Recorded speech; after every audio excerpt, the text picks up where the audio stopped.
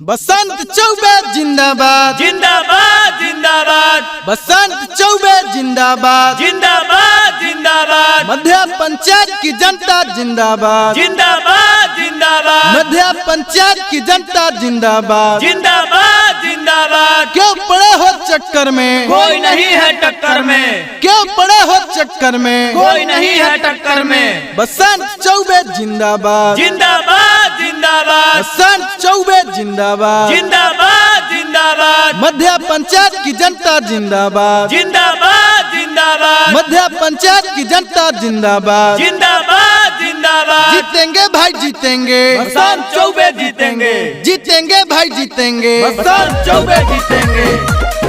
सुनो ये चाची सुनो ये चाचा बसंत चौबे बारे सबका से अच्छा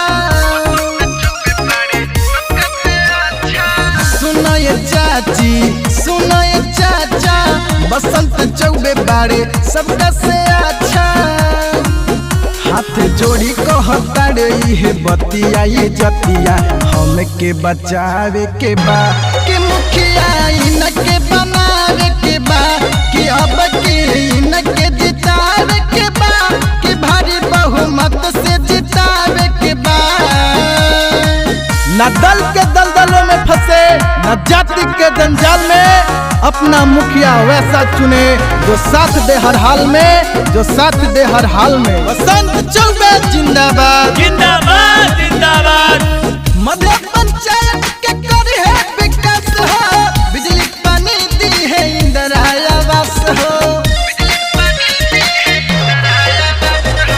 मध्य पंचायत के करी है विकास हो बिजली पानी दी है इंदिरा आवास हो।